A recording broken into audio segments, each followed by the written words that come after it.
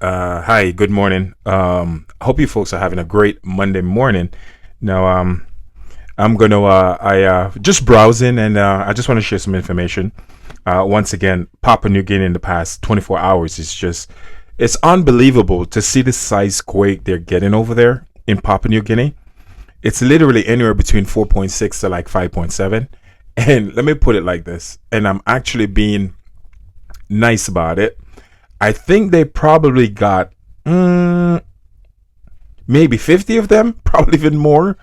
Well, I am not surprised basically. So, when you see earthquake seismic activity move this way, this frequent, it's basically the magma is moving. All right. The magma is moving under the mantle, which is something that happened before a volcanic eruption. All right, guys. And as I said before, weeks ago, that places like Papua New Guinea, Fiji, Indonesia, Japan, Alaska, Mount Spurs over there in Alaska, which is south, I think southwest of Anchorage. These locations are going to have volcanic eruptions. All right, coming this summer, and everything I forecast, the seismic activity that I'm looking at, is actually letting me know that what I was saying is actually going to come true. All right, guys. So once again, Papua New Guinea, it's not looking good for you folks, man. It really isn't. The last time I actually saw seismic activity like this was actually in Iceland. It was maybe like 2 years ago, but they weren't getting this type. Their quakes wasn't this big. The frequency of the quake, the how often it happened, yes, but the size, no. The ones that are happening in Papua New Guinea is actually a lot bigger, actually twice the size of the one that happened in Iceland maybe 3 years ago when they had the volcanic eruptions.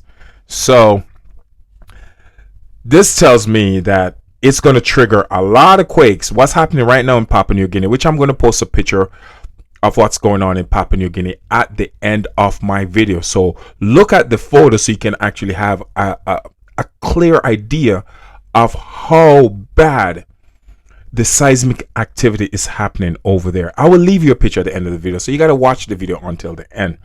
Now, this Philippine Sea over there in the Philippines is also seeing seismic event around 5.3. So basically around Philippines, you're getting some pretty big quakes. I'm not surprised. I did say places like the Philippines was going to get rocked. Indonesia is still seeing activity. Tokyo, Japan got hit a few times with a couple of 4.6. And also Tonga. It kind of calmed down a little bit around Tonga and Fiji.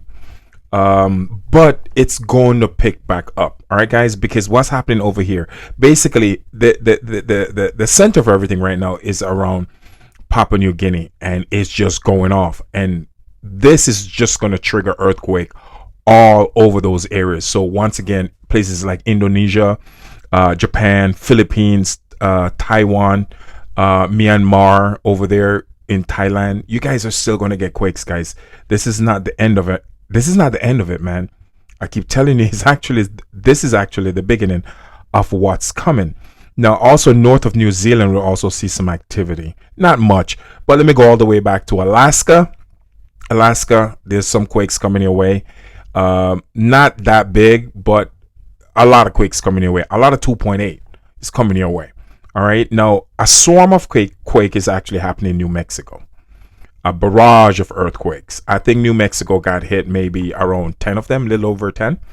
The biggest was a 3.1. So seeing that in New Mexico tells me Oklahoma City, Missouri, over there in Missouri, Oklahoma, Missouri, Tennessee.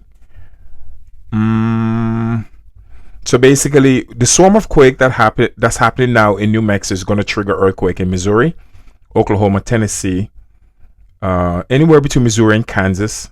Those areas, very likely to get hit with earthquake, and Kentucky is also in the crosshair for these earthquakes. So guys, it's, as I said, it's what's happening right now.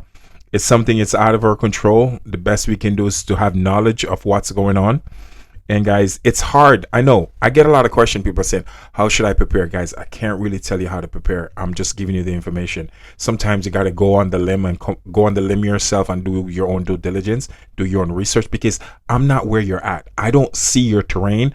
I don't see where you live. But if you live in these locations that I'm listing in all my videos, you gotta take preparation for what's happening to our planet, because our planet is no longer the same, guys. You can't wake up today and think, okay, you can't view the world as how you viewed it 5-6 years ago. Those days are gone. It's not gonna come back. I hate to be the messenger of bad news, but it's actually not bad. It's just majority of the people think it's bad news, because I really do believe knowing is half the battle. So if someone is giving you the right information, telling you what's going to happen, the least you can do is just listen, prepare yourself, and deal with it the best way possible. I can't spoon feed everybody and tell them exactly what to do. I'm giving you the information. You have to take some time. You have a cell phone. You have access to the internet. Do some research. Know the stuff that you need to have in your house. Obviously, you're going to need food and water. Know where to go if you feel an earthquake. Where in the house I should be. You got to know these information, guys. If you're on the shorelines, you got to be aware of waves, tsunami. Because if the earthquake hit in the water, you got to have a location where you want to go. You know, you got to start planning out stuff like that. Let's just say tsunami's coming my way. I already have a location where I need to go. You got to be ahead. You got to be proactive and start. I can't tell you where to go, but one of the best idea I can give you is that you want to go around people that you trust, and you really want to stay away from a large group of people when stuff like this are happening, because people have the tendency of acting a certain way they're not supposed to act because they're fearful. So I hope this information helps, because I get a barrage of these questions, guys. I'm just the messenger here feeding the information. I cannot tell you every single detail what you need to do. The best I can do is to tell you that you need to have water in your house, you need to have food, you need to have a bug out bag, and I've been screaming this for years. All right? These are the necessity you're going to need. And one of the best thing you could have is knowledge of self-sufficiency, where how to survive off the line in case chaos happen and I don't have any electricity or food to eat.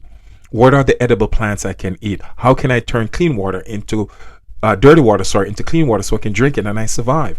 You didn't know that you can actually get water from grass. You can actually get water from stone. You can actually get water from cactus. You got to know these information. How do I know this information? I did my research.